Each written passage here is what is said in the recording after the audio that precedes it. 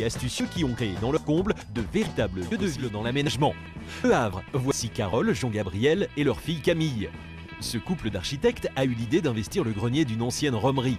Le résultat, vous allez le voir, est étonnant. Et pour rien au monde, Camille n'échangerait sa maison. Ta maison, elle est pareille que celle de tes copines? Tu préfères la tienne?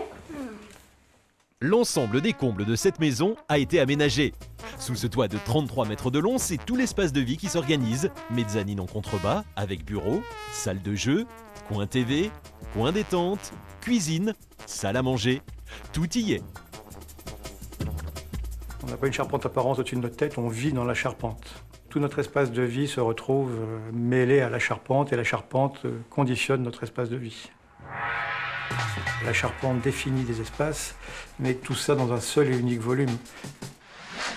Quand on est ici, on vit en permanence tous dedans. Chacun peut faire des choses totalement différentes sans interférer l'un avec l'autre.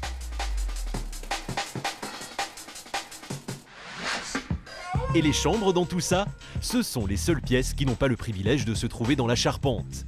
Elles sont en dessous, tout comme d'ailleurs la salle de bain. Pour en revenir au toit, le problème c'est que comme dans la plupart des combles, près d'un quart de la surface n'est pas habitable. Il s'agit bien sûr des zones où l'on ne peut pas se tenir debout.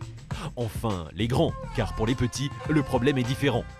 Alors ici, pour ces endroits difficiles à habiter, on a opté pour les agencements bas, comme des petits meubles ou des sofas. Et ça passe. Oui, mais c'est tout juste. En fait, il faut tenir compte de la hauteur nécessaire pour qu'un individu puisse se tenir assis, soit environ 1,50 m. Côté rangement, la charpente a su se rendre utile. Elle sert maintenant d'étagère. Pour la famille, vivre dans ce volume triangulaire, ça n'a que des avantages. On est vraiment à l'abri dans une comble, plus que l'on est dans une maison où on ne sent pas le toit. Là, le fait de sentir le toit, c'est on a le même plaisir qu'un enfant sous une tente. Et la cerise sur le gâteau, la voilà. Au milieu des 33 mètres de toiture, il y a cette grande terrasse. Un jardin suspendu au milieu des nuages. Le toit a été enlevé, mais la charpente est toujours là. Quand l'été, tout est grand ouvert, on passe de l'intérieur à l'extérieur, sans transition, et on est toujours dans le même volume. Et ce n'est pas pour déplaire à Camille. Ça fait rêver, mais pour ce genre de travaux, un conseil, mieux vaut faire appel à des spécialistes et avant tout s'assurer que l'on aura les autorisations nécessaires.